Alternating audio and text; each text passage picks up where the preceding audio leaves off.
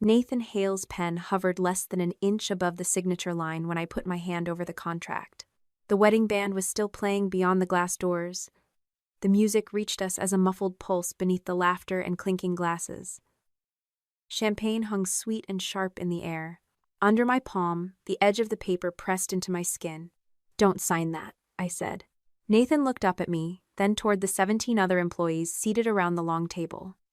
Each place setting held an ivory envelope with a name printed across the front. Several had already been opened. A few contracts carried signatures. My sister's new husband stood at the far end of the table, his smile fixed in place. "No one here has to sign anything tonight," I continued. "This firm was never selected, approved, or endorsed by me or by my company." 8 months later, I remember every face at that table. I hope you're doing well. Stay with me to hear what happened next, and subscribe to the channel for more stories like this. 8 hours earlier, I had arrived at the Lakeside Hotel alone. I wore a dark blue dress and the pearl earrings Amanda had given me years earlier. My laptop remained locked in the trunk because the sale of my company still had several final closing conditions to clear. The agreement had been signed 3 days earlier, but our announcement was scheduled for 1 minute after midnight. I was not planning to discuss the deal at the wedding. That night was supposed to belong to Amanda. I crossed the circular drive at 4:10 and stopped beneath the hotel awning. Through the glass, white flowers climbed the staircase and candles glowed near the ballroom. A security guard checked a printed list while a coordinator adjusted the ribbon on a welcome sign. My phone vibrated at 4:12. The message came from my mother. "Turn around, you'll embarrass us." I read it twice. 7 words erased the dress fitting I had attended, the gift I had sent, and Amanda's promise that we would put our differences aside for one day. The security guard glanced at me, then at the paper in his hand. His expression told me he had already received instructions. I did not call my mother. I did not ask Amanda why. I did not stand beneath that awning and bargain for a place in my own family. I took a screenshot and sent it to Dana, my chief of staff. "A family issue came up," I wrote. "I'm returning to the transaction suite. Please tell the team I'll be online shortly."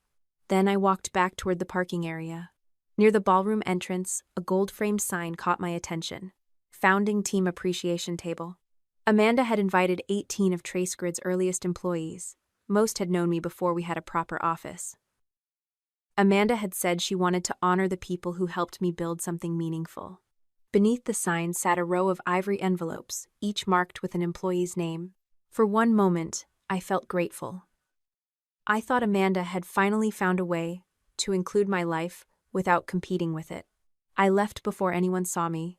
The transaction team had reserved a suite at a business hotel about a mile away. The drive took less than 10 minutes.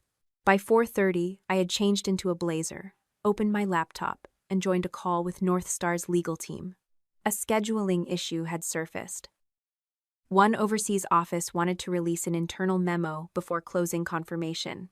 I checked the approved communications plan and gave a simple answer. "No early release. We use the agreed timeline, or we wait." The problem was resolved. That was how I handled pressure. I separated what hurt from what required action. My family called that coldness. In business, people called it judgment. The ceremony began without me at 5. The reception started at 6:30. I knew because the hotel's public event page began posting photographs while I reviewed closing documents. At 10:45, Northstar confirmed that closing remained on schedule. At 10:58, my phone lit up with Nathan's name. Nathan joined TraceGrid during our first year. He was 61, careful with money, and suspicious of any document that used urgency as a sales technique. I answered immediately. "Are you still at the wedding?" I asked. I stepped into the hallway, he said. Music and voices crowded the background. "Erica, why does your new brother-in-law want us to sign wealth management contracts at your sister's reception?" I sat straighter. "What contract are you talking about?" Nathan sent me 3 photographs. The first showed the ivory envelope I had seen near the ballroom. The second showed a document titled Founders Liquidity Planning Agreement. The third showed a square code printed above the words Erica Selected Program. My photograph appeared beside the TraceGrid logo. "I never selected this," I said. Nathan lowered his voice. "Amanda told the table you arranged it as a thank you gift. Derek said the terms were only available tonight." Another image arrived, It was the seating chart. All 18 founding employees had been placed together. No spouses from outside the company. No college friends. No distant relatives. Just the people most likely to receive life-changing payouts after the sale became public. "What have you signed?" I asked. "I haven't signed anything yet. A few others may have." I opened the agreement and saw a fee schedule, a 12-month commitment, and language authorizing Harbor Ridge Wealth to manage assets after the transaction closed. The announcement was a little more than an hour away. Nathan exhaled into the phone. "Erica, they told us the offer expires at midnight. The deadline was artificial. But the danger was not." I told Nathan not to sign anything and asked him to stay away from the table until I called back. Then I opened the photographs on my laptop and enlarged the first page of the agreement.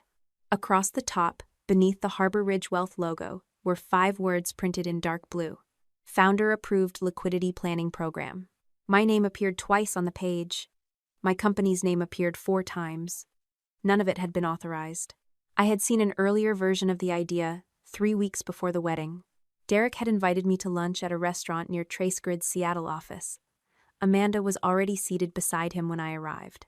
Her engagement ring caught the light every time she moved her hand, and Derek had arranged 3 leather folders neatly beside his plate. "I know you're protective of your employees," he said after the waiter left. "That's why I think Harbor Ridge could help." He explained that many early TraceGrid employees would soon receive more money than they had ever managed before. They would need help with taxes, investments, retirement planning, and estate decisions. That part was true. Some of our earliest employees had taken lower salaries in exchange for equity. A few had mortgages they wanted to pay off. Others had children entering college or parents who needed long-term care. One employee had already admitted that the thought of receiving a large payout frightened him more than it excited him. Derek slid one of the folders toward me. "We could become the preferred firm for the founding team," he said. "Not mandatory, of course. You would simply introduce us as a trusted option." Amanda smiled, as though the arrangement had already been approved. "It would keep everything personal," she added. "These people know our family. They would feel safer with Derek than with strangers." I opened the folder but did not touch the pen resting inside it. "Send the full proposal to Laura," I said. "She handles compliance review." Derek's smile tightened. "I was hoping we could keep this less formal." "That would be the reason to make it formal." Amanda gave me a familiar look, the one she used whenever she wanted me to soften an answer without changing it. "This is not some random salesman," she said. "He's about to be your brother-in-law." "That does not remove the conflict," I replied. "It creates another one." The proposal reached Laura that afternoon. 2 days later, she called me into her office. Laura had marked the fee schedule with yellow tabs. Harbor Ridge wanted an annual management fee well above what several comparable firms charged.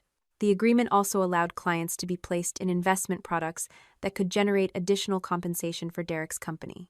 "The exit terms are not impossible," Laura said. "But they are deliberately inconvenient. Anyone who signs would be locked into a difficult first year." She turned to another page. "There is also language about a referral relationship, but it does not clearly identify who receives the benefit." "Amanda," I said. Laura did not answer immediately, which told me enough. "We asked for clarification," she said. Derek said the family arrangement was still being finalized. Michelle joined us later that day. As chief people officer, she understood the employees better than anyone outside their direct managers. "We should offer independent financial education before the announcement," she said. "Not a preferred advisor. Just neutral guidance about taxes, fees, and pressure tactics." I understood the need, but the deal was still confidential. Even a general program aimed only at early employees could have signaled that a transaction was approaching. "After closing," I said, "we can launch it as soon as the announcement goes out." Michelle leaned back in her chair. "People make poor decisions when they are scared," she warned. "Intelligence does not protect anyone from urgency." She was right, but I still delayed the program. At the time, I considered that a disciplined decision. I was protecting the transaction, the shareholders, and the employees from a damaging leak.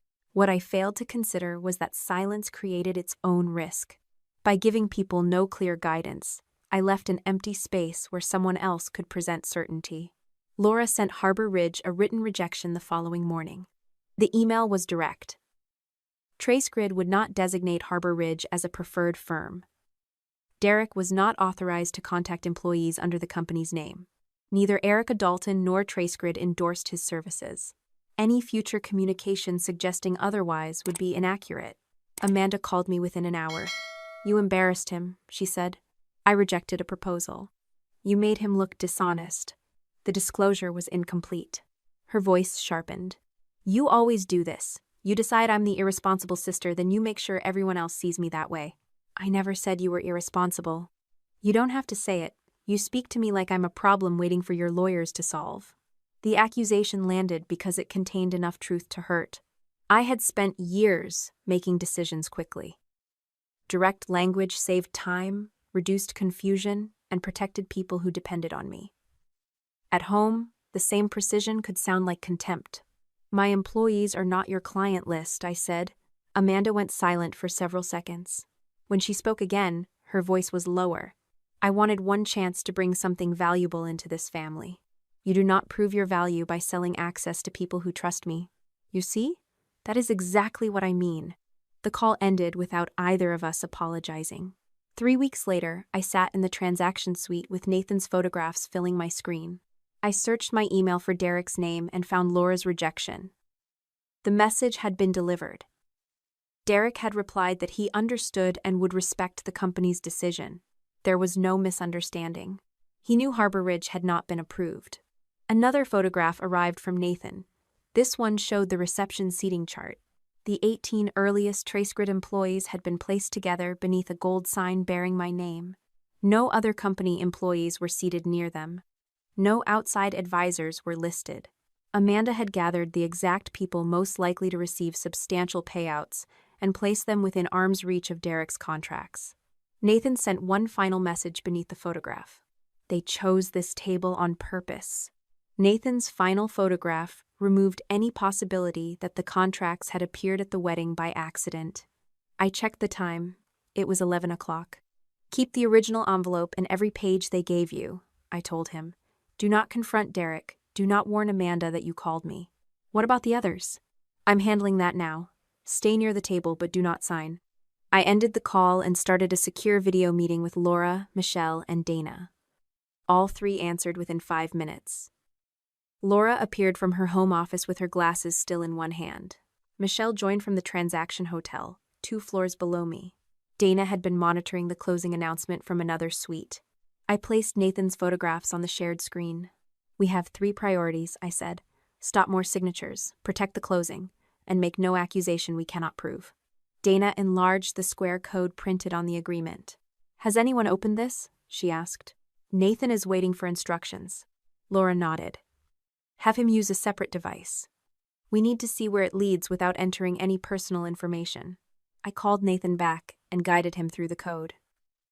A landing page opened under the heading TraceGrid Founders Liquidity Program. My company logo filled the top corner. A professional photograph of me appeared beside the words selected by our founder. The page thanked early employees for helping me build the company and invited them to secure personal guidance before the public announcement.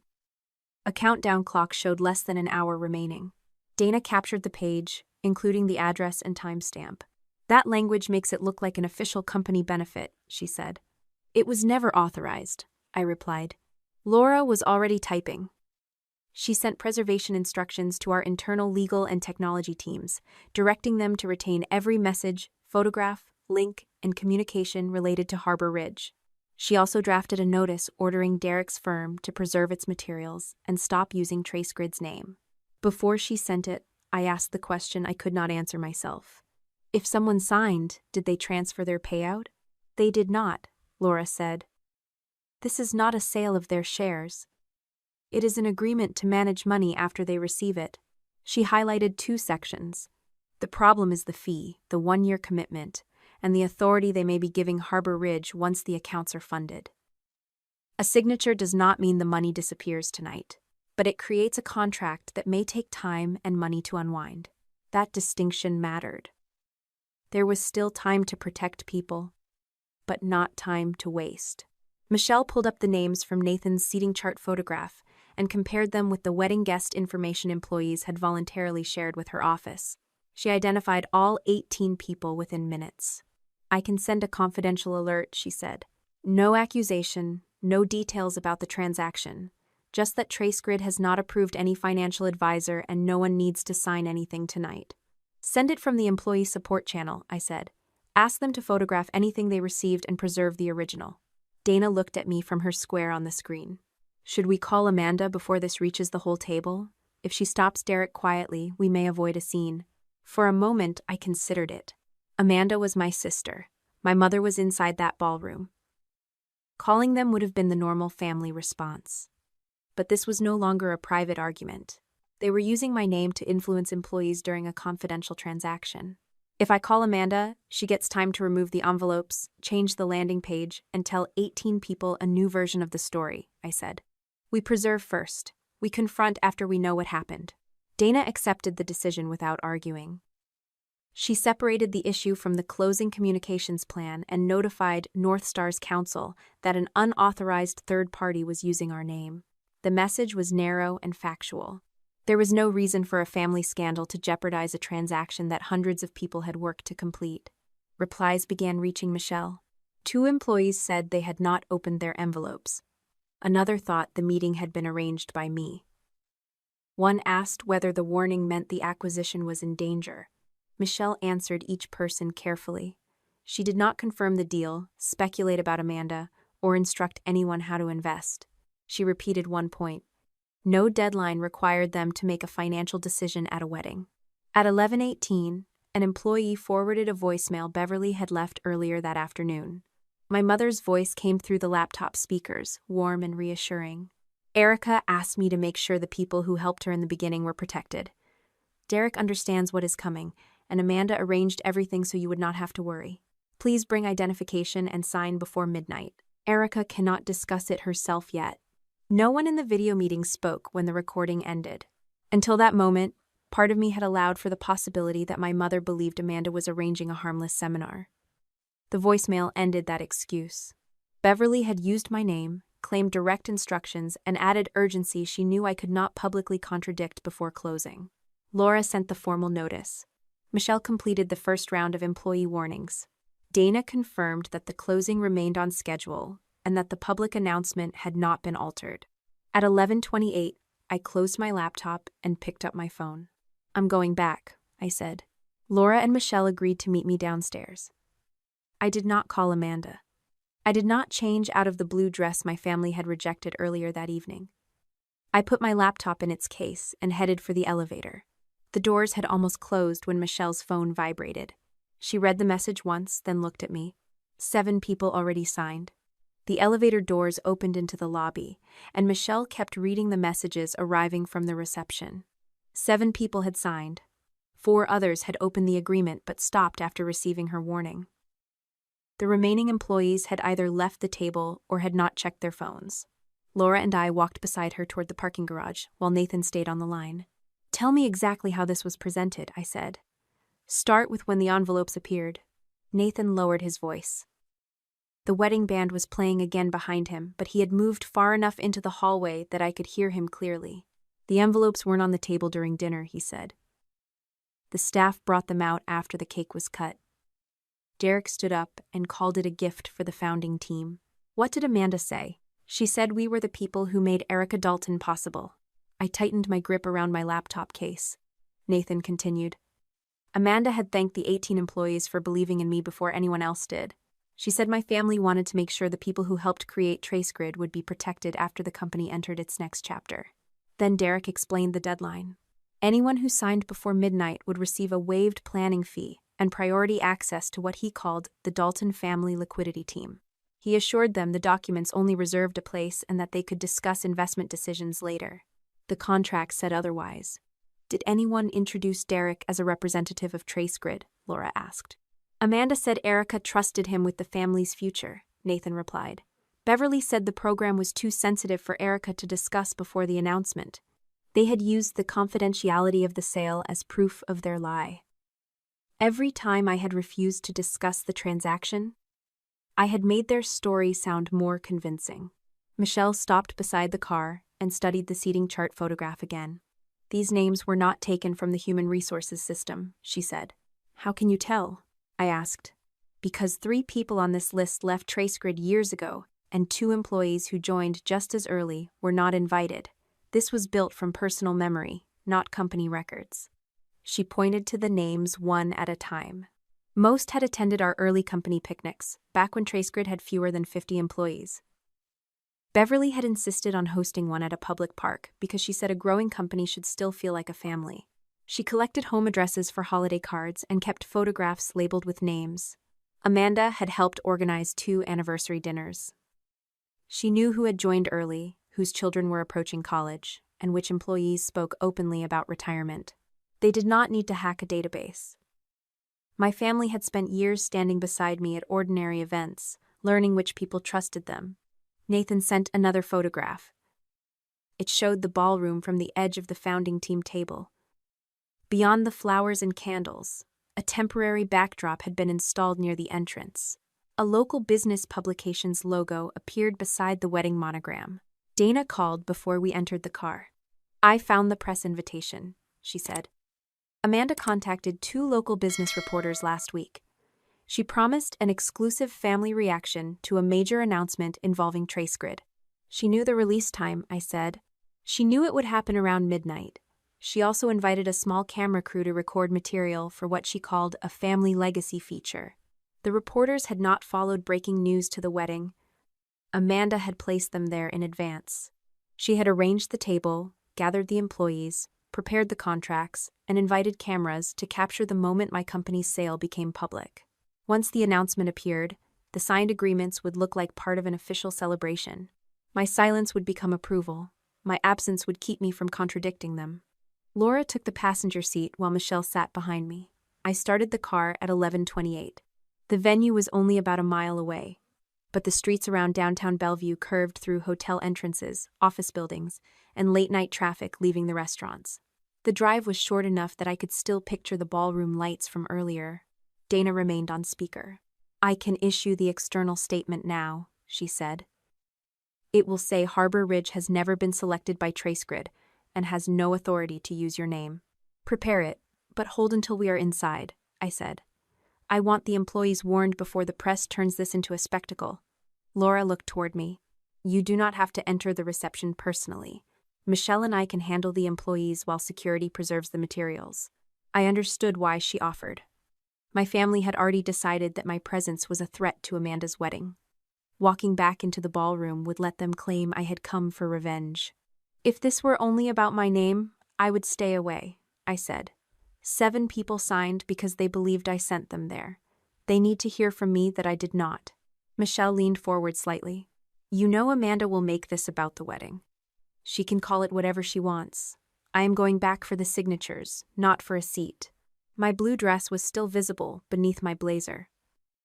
I had considered changing after leaving the venue, but the closing calls had begun almost immediately. Now I was returning in the same clothes my mother had decided would embarrass them. At 11:37, we pulled beneath the hotel awning.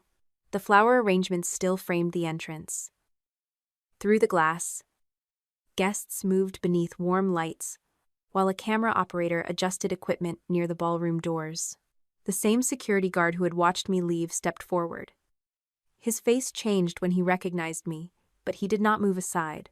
I'm sorry, Miss Dalton, he said. I have instructions not to admit you. Laura opened her folder and introduced herself as TraceGrid's general counsel.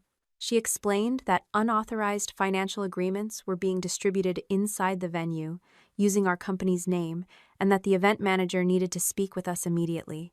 The guard contacted his supervisor. While we waited, Laura's phone vibrated with a message from Dana. She opened the attached photograph and turned the screen toward me. It was a printed instruction placed inside the security folder. Do not admit Erica Dalton under any circumstances. The instruction in the security folder confirmed that my exclusion had been planned before I ever reached the venue. The event manager arrived less than 2 minutes later. Laura showed her the unauthorized landing page, the formal notice sent to Harbor Ridge, and photographs of the agreements being distributed inside the ballroom. We are not asking you to remove the wedding party, Laura said. We need access to the employees who were approached under our client's name. The manager read the documents, then looked toward the ballroom. If financial solicitations are happening inside the event, that violates the venue agreement, she said. I'll escort you in. The security guard stepped aside. I entered the hotel at 11:43 with Laura and Michelle beside me. We did not go through the main ballroom. The manager led us along a service corridor that opened near the smaller glass-walled room where the founding team table had been moved after dinner. Through the doors, Derek stood beside a portable screen displaying the Harbor Ridge landing page. Amanda was speaking to a couple near the center of the table, one hand resting on the back of a chair as though she were hosting a private celebration. Ivory envelopes covered the table. Nathan saw me first. He straightened, and the sudden change in his posture drew the attention of the people around him. Amanda followed his gaze toward the door. Her smile disappeared. "What are you doing here?" she asked. I did not answer her. I walked to Nathan and placed my hand over the agreement in front of him. "Don't sign that," I said. The room went quiet enough for the music from the ballroom to fill the space between us. Derek recovered first. "Erica, this is a private planning session," he said. "You're interrupting your sister's reception. This session is using my name, my photograph, and my company's logo." He glanced toward Laura. There has clearly been a misunderstanding. Laura introduced herself and handed him the formal notice. "No misunderstanding exists," she said. "Your firm received written confirmation 3 weeks ago that TraceGrid did not approve this program." Michelle addressed the employees. "TraceGrid has not selected Harbor Ridge Wealth or any other financial advisor. No company benefit requires a signature tonight. Anyone who signed will receive independent help reviewing what they were given." Several people immediately reached for their envelopes. One employee pushed her contract across the table as though she no longer wanted it near her. Another checked the signature page he had completed and asked whether he had already committed his payout. Laura answered without creating false reassurance. "You have not transferred company shares through this agreement. We will review the terms and available options with you. Please keep every page and do not alter anything." Derek's face tightened. "These are sophisticated adults," he said. "They chose to sign after receiving full explanations." Nathan lifted the fee schedule. "You told us this only reserved a consultation." "It does." "Then why does it authorize account management after funding?" Derek looked toward Amanda. She stepped between us, her voice low and furious. "You could have called me. You told security not to admit me under any circumstances. That was Mom's decision." Beverly appeared in the doorway before I could answer. My father followed several steps behind her. His bow tie loosened and confusion already spreading across his face. My mother looked from me to the employees gathering their documents. "You were told to leave," she said. "I did leave. Then Nathan showed me what you were asking my employees to sign." "We were helping them," Beverly replied. "You were too busy with your deal to think about what would happen to these people. They were offered one firm, one set of fees, and one deadline at my sister's wedding." Amanda folded her arms. Derek was giving them access to something valuable. Then why did he need my name to sell it? She did not answer. At 11:50, Michelle sent a second message to all 18 employees, confirming that no immediate decision was required. The remaining unsigned agreements stayed on the table. Derek moved toward the screen and shut down the presentation, but the landing page had already been preserved. Laura asked the event manager to prevent any documents from being removed until the employees had collected their own copies. Amanda stared at me as though I had walked into the room carrying a weapon instead of a lawyer. "You came back just to ruin my reception." "No," I said. "I came back because you turned my employees into wedding favors." A camera flash burst from the hallway. Amanda turned sharply.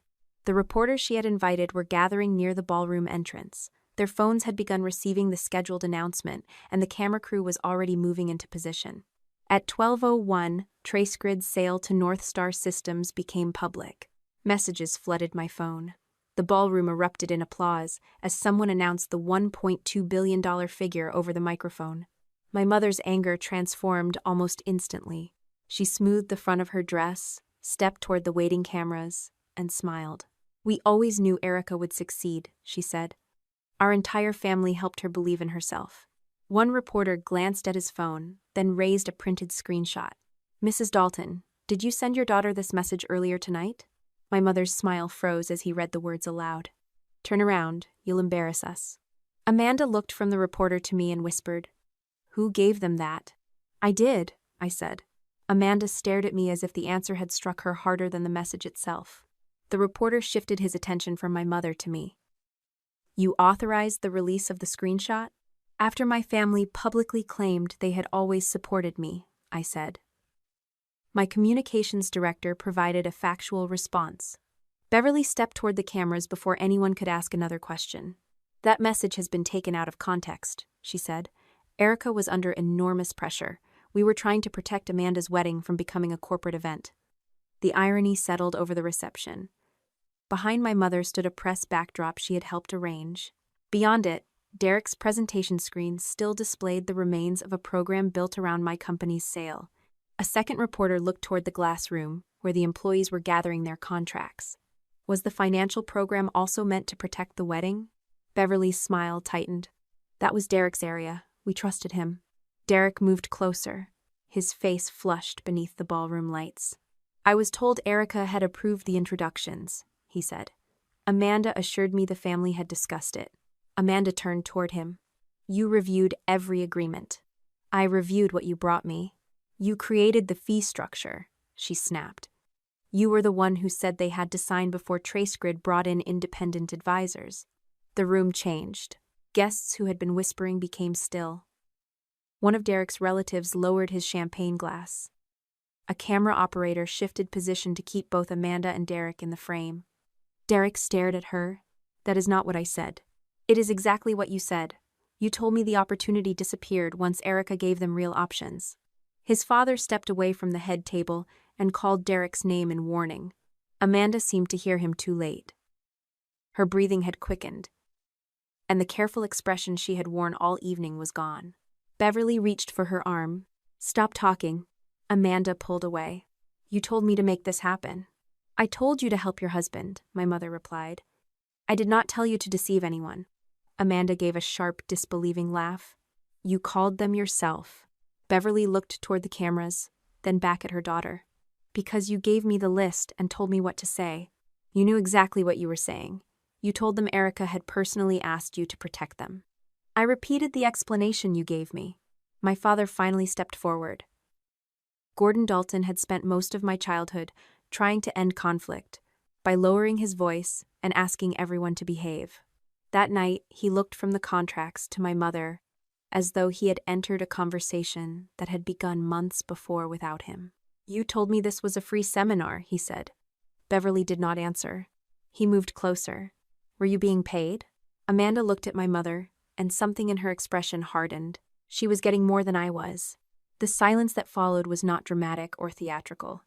It was the silence of people realizing they had just heard something that could not be pulled back. Beverly's face lost its color. Amanda, you have no idea what you're talking about. I saw you meeting with Derek without me. You negotiated your own arrangement. Derek's father grabbed his son by the shoulder and pulled him away from the cameras. Two members of the wedding party moved toward Amanda, but she shook them off. Several guests turned their phones face down. Others quietly left the edge of the ballroom. No one applauded my company's sale anymore. Laura stepped close to me. Everything they say may help us determine what to preserve, she whispered. But we still need the documents and payment records. This argument is not enough by itself. I nodded. That distinction mattered. I had not returned to collect angry admissions for entertainment. I had returned because employees had signed contracts under my name. Amanda looked across the room at me. This is what you wanted, she said. You came back just to ruin my reception. I came back because you turned my employees into wedding favors. Her face twisted. You could have handled it privately. You contacted them privately. You used my name privately. Then you invited cameras to celebrate it publicly. I turned away before the argument could become another performance. Michelle had gathered the 18 employees near the hallway. Some held unopened envelopes. Others carried completed agreements. A few looked embarrassed, although none of the shame belonged to them. Please do not answer questions from the press tonight, I told them. Keep every page you received. Michelle and Laura will arrange private reviews first thing tomorrow. No one needs to make another decision before speaking with an independent advisor. Nathan stood near the door. I should have called sooner, he said. You called before midnight. That gave us a chance. I asked the event manager to provide a private exit so the employees would not have to walk through the reporters. Michelle began organizing rides for anyone who wanted to leave. Behind us, Amanda and Beverly were still arguing. Derek's family had moved him into a side corridor. My father remained alone beside the head table, staring at the ivory envelopes as though he had finally understood what they contained. Laura checked her phone while we walked toward the service hallway. Her expression changed. "What happened?" I asked. "Harbor Ridge's system has already processed 7 electronic agreements." I looked back at the employees following us. Stopping the presentation had prevented more signatures. It had not freed the people who had already trusted my name. By 7 the next morning, the wedding photographs had already begun circulating online, but I was not looking at them. I was sitting in a conference room with the 7 employees who had signed Harbor Ridge's agreements. Some joined by video from their hotel rooms. 3 came to the transaction suite in person. Nathan sat beside a woman named Carla, who had worked at TraceGrid since our 2nd year and had signed after Beverly personally assured her the program came from me. Laura placed copies of the agreements on the screen. "These contracts did not transfer your TraceGrid shares," she explained. "They appear to create a future advisory relationship once your proceeds are available. We are reviewing the termination terms, the electronic consent records, and whether the agreements were presented through misleading statements." Carla pressed both hands around a paper cup. "Can you cancel them?" "We may have several ways to challenge or terminate them," Laura said. "I do not want to promise the outcome before we review each signature and the laws that apply." No one liked that answer, but it was honest. One employee admitted he had barely read the fee schedule. Another said Derek told him the document only held a place in the program. Carla kept apologizing for trusting my mother. "You do not owe me an apology," I said. "My name was used to make the offer look safe." I paused before continuing because there was another truth I needed to say. I protected the confidentiality of the sale better than I prepared you for what would happen after it. I knew many of you would face complicated decisions about taxes, debt, retirement, and investing. I planned to offer education after closing because I was afraid an earlier program might expose the transaction. Nathan looked at me across the table. "That does not make you responsible for what they did." "No," I said. "It does mean I left an information gap, and someone used it. I apologized for that gap. I did not apologize for Amanda, Derek, or my mother. Their choices belong to them." By 8:30, Michelle had arranged individual review sessions for all 18 employees. 7 needed contract analysis. The others received confirmation that no TraceGrid deadline required them to select an advisor. I then joined a call with Northstar's integration team and the TraceGrid board. The acquisition had closed successfully. The money, equity conversions, and employee payouts would still follow the schedule established in the transaction documents. Northstar did not want to interfere with anyone's private financial decisions, but it agreed that employees needed neutral information before opportunists reached them again. I proposed a limited program funded through the existing transaction support budget. It would include general tax education, explanations of common advisory fees, questions employees should ask before signing, and instructions for checking whether a professional had disciplinary problems or undisclosed incentives. We would not select one advisor. We would not direct anyone's investments.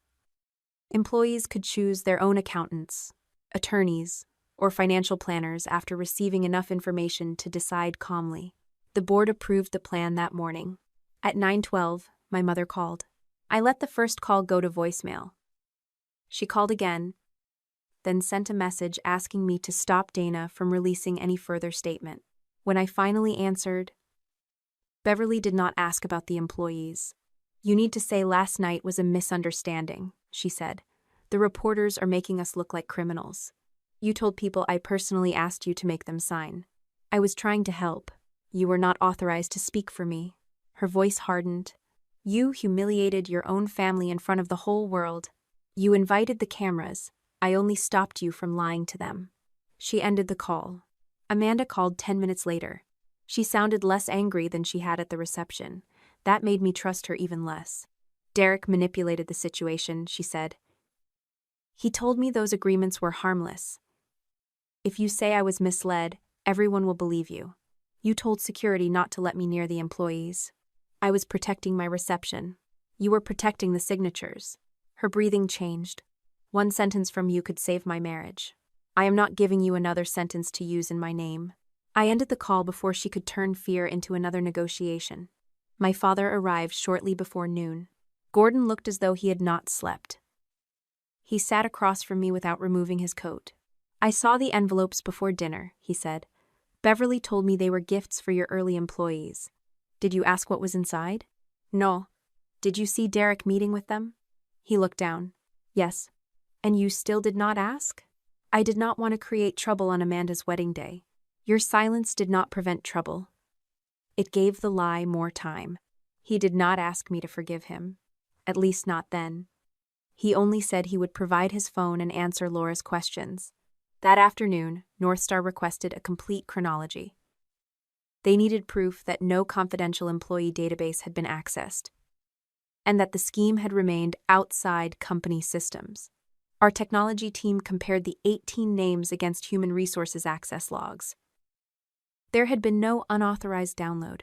Michelle reconstructed the list from old picnic photographs, public professional profiles, anniversary invitations, and Beverly's personal holiday contacts.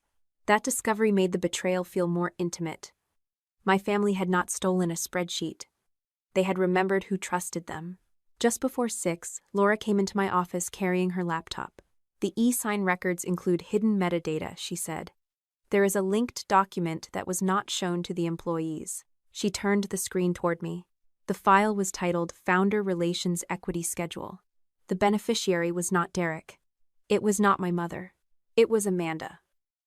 The file on Laura's screen was not a wedding document. It was an ownership schedule. Under Amanda's name, Harbor Ridge had promised her 15% of a new client relations subsidiary if she delivered at least $50 million in assets from TraceGrid employees. The threshold explained everything. The 18 invitations, the private table, the midnight deadline, and the pressure to sign before independent advisors became available were not separate bad decisions. They were pieces of one plan. Amanda had not been helping her future husband. She had been buying herself a career with access to people who trusted me. Laura enlarged the document. "The agreement was created 6 weeks before the wedding," she said.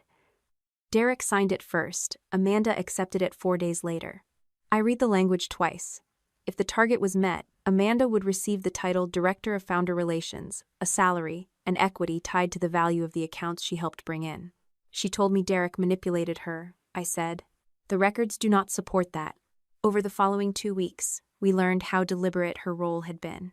The electronic signature history showed Derek had created the original wealth management agreement. Amanda later added the phrases family endorsed and selected through Erica's inner circle.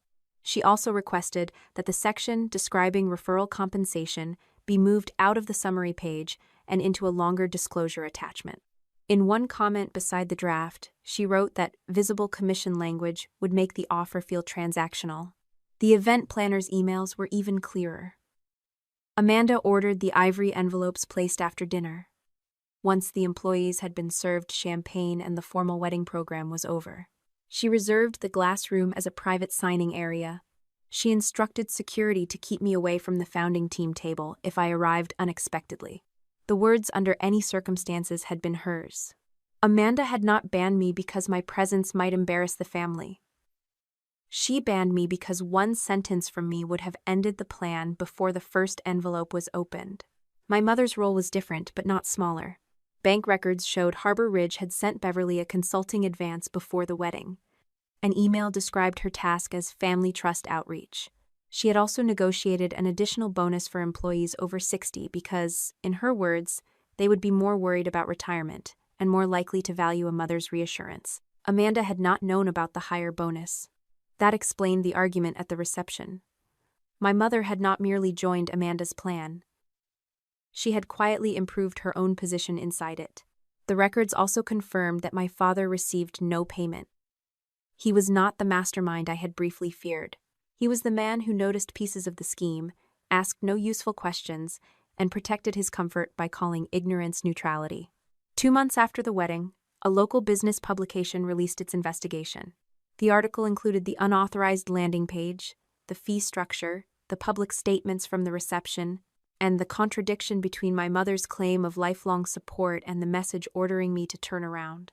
The video of Amanda and Derek blaming each other circulated through the wealth management and event planning industries.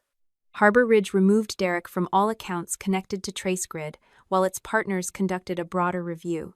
Existing clients began asking whether their own fees and disclosures had been presented honestly. Several requested transfers before the review was complete. Amanda's company, Astor and Pine Events, lost 2 corporate contracts. One client wrote that it could not trust her with private guest information after learning she had turned a wedding list into a sales pipeline. None of those consequences came from a campaign I organized. Dana released only verified statements connected to TraceGrid. I refused invitations to discuss Amanda's marriage or my mother's private finances. The documents spoke loudly enough. Amanda came to my office 3 days after the investigation was published. She had lost weight, and the careful polish she usually wore had been replaced by exhaustion. I did not mistake that for innocence. Laura remained in the room with us. Amanda sat across from my desk and placed her handbag on her lap. "Derek is telling everyone this was my idea," she said. "The records show it was your idea to use the wedding and my family name. He designed the contracts. You designed the access." Her fingers tightened around the handbag strap. "I did not understand how bad the agreements were. You asked him to hide the compensation language.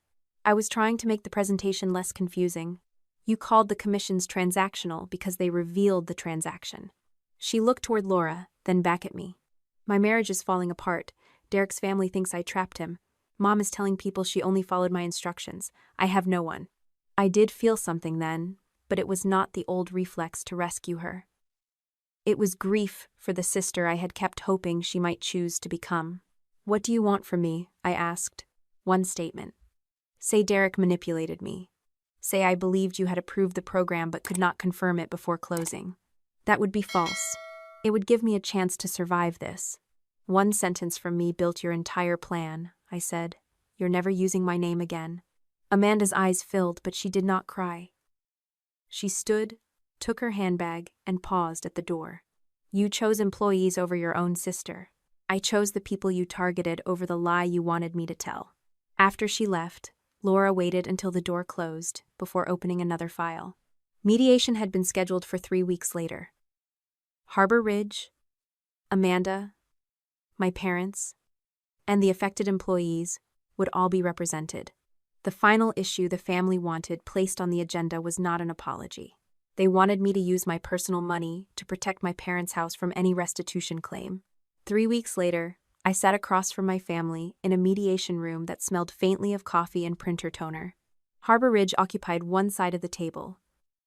Derek sat between 2 attorneys and a representative from the firm's remaining partners.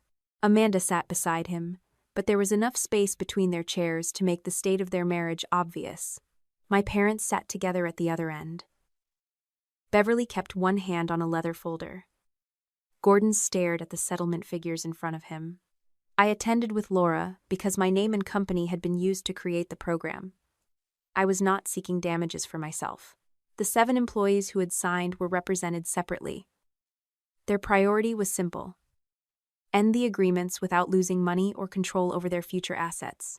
The mediator began by making one point clear. This is not a criminal trial, and no one is being asked to admit criminal liability today. We are here to resolve the contracts, fees, reimbursement claims, and use of Miss Dalton's name. Derek's attorney nodded as though that distinction helped him. It did not erase the documents. Harbor Ridge's compliance review had concluded that the program had not met the firm's own standards.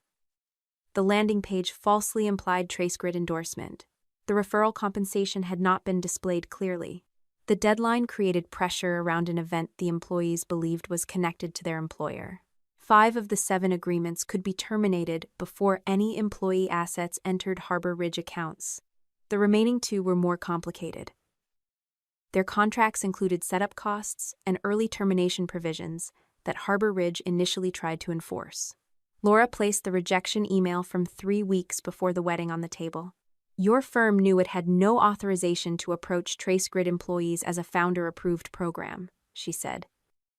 "Any claim for fees must be considered in that context." The representative from Harbor Ridge asked for a private conference with Derek's attorneys. When they returned, the firm agreed to release all 7 employees from the contracts. It also agreed to cover the 2 disputed termination amounts and contribute to the independent review costs the employees had incurred.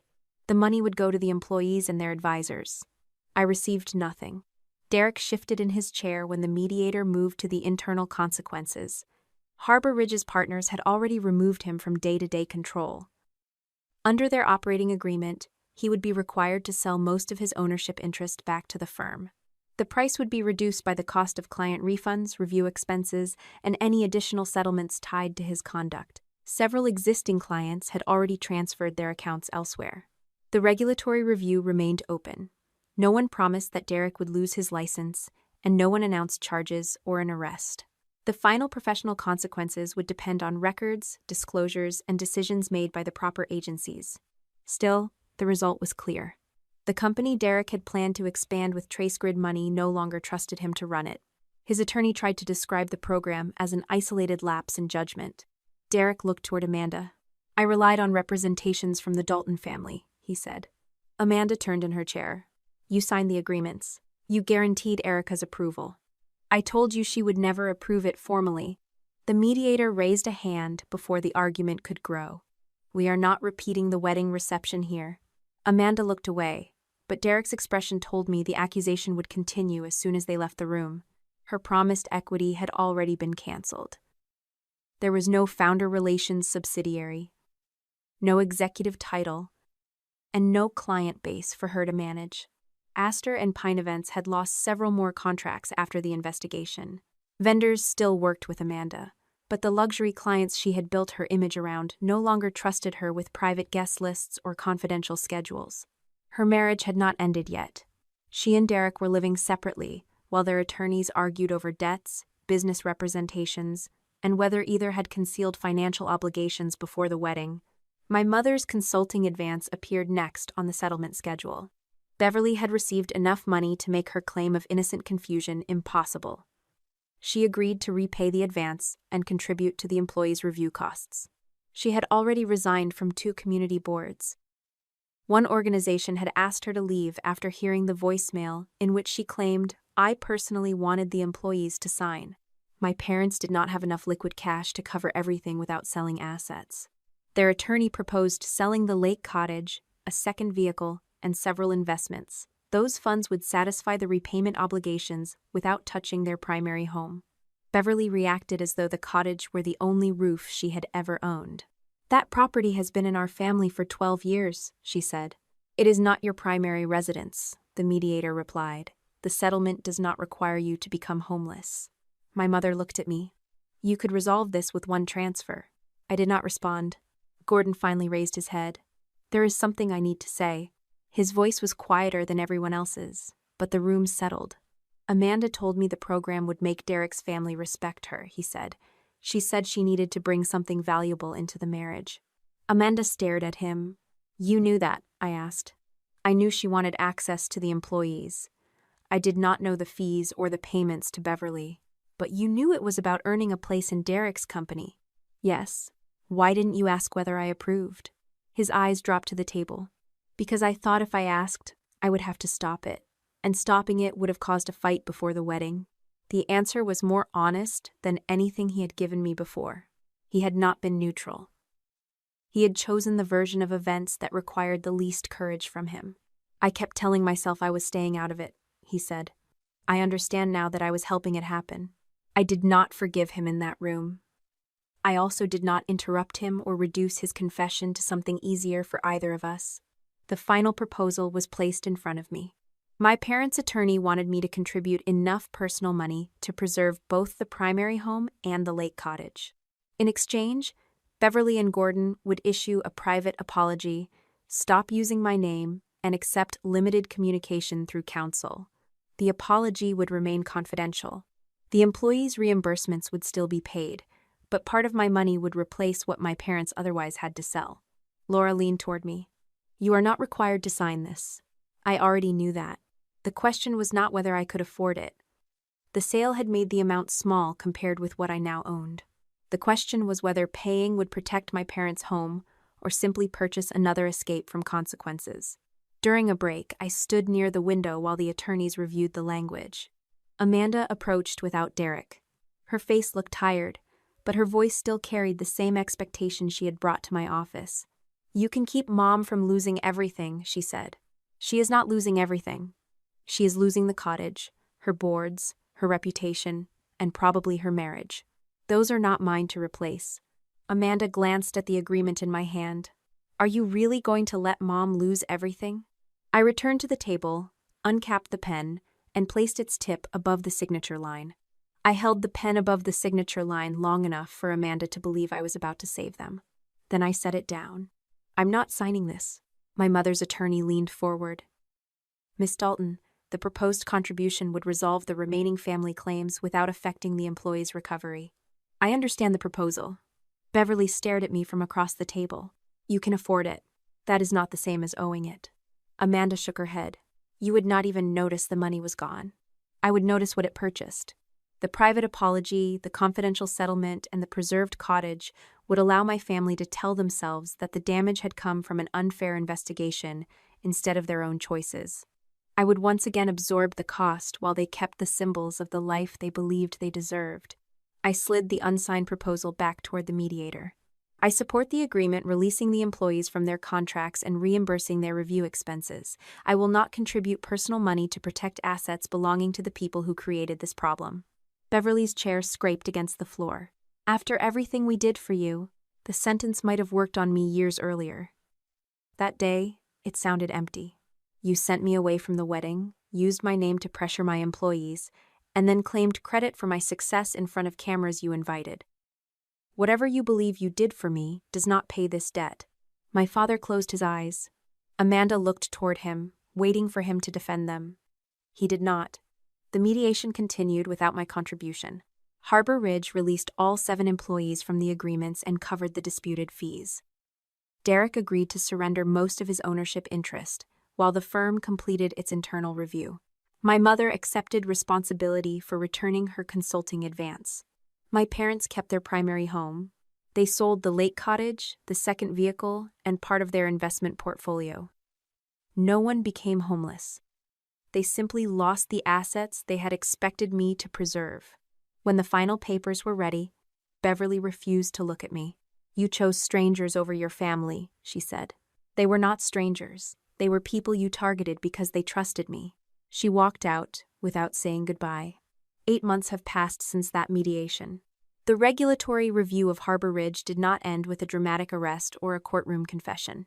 It ended the way professional consequences often do, through documents, hearings, restrictions, and the slow disappearance of trust. Derek lost control of the firm.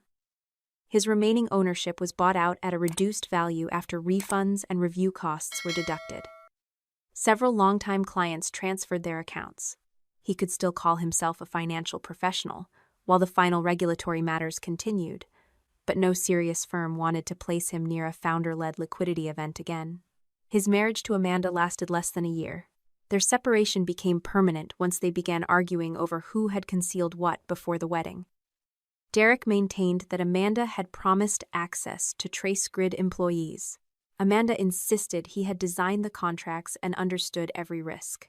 Neither version made the other innocent. Astor and Pine events survived, but not in the form Amanda had imagined. She lost the corporate and luxury clients who had trusted her with private information. She sold her office lease, reduced her staff, and began taking smaller events under another company's supervision. She once wanted to enter her marriage as the woman who delivered $50 million in new assets. She left it with no equity, no executive title, and no control over the story people told about her. My mother resigned from every community position she still held. She told relatives that I had allowed lawyers to tear the family apart. I did not correct her at family gatherings because I stopped attending them. My father moved into a smaller apartment several months after the cottage was sold. He and Beverly did not divorce immediately, but they no longer lived together. He calls me once every few weeks. Our conversations remain brief. I have not restored the relationship we had before the wedding because that relationship depended on my willingness to accept his silence as kindness. He has never asked me for money. That matters, although it does not erase what happened. At TraceGrid, the Independent Financial Education Program became permanent. Employees can learn how advisory fees work, how to verify credentials, and how to recognize artificial deadlines. The company does not select one advisor or tell anyone how to use their money. The 7 employees who signed received their payouts without Harbor Ridge controlling them. Carla paid off her mortgage. Nathan retired 6 months later and sent me a photograph from a fishing trip with his grandson. Others invested, started businesses, funded college accounts, or simply left the money untouched until they felt ready. I once believed protecting people meant building a flawless system around them. The wedding taught me that a system cannot help anyone who does not know how to use it. My mistake was not trusting my family. It was assuming intelligence and good intentions would fill the silence I had left behind. I corrected that mistake. The blue dress is still in my closet.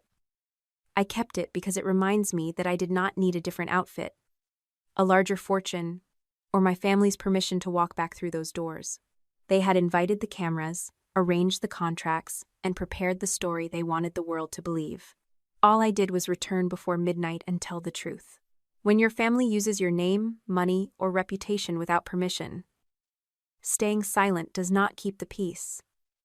It gives them more room to continue. You should set clear boundaries, document important conversations, and verify every agreement before anyone acts for you. Protecting people does not mean paying for the You can admit your own mistakes, correct them, and still refuse to rescue those who betrayed your trust. Real wisdom is not avoiding conflict at any cost. It is knowing when to speak, when to act, and when to let consequences teach the lesson.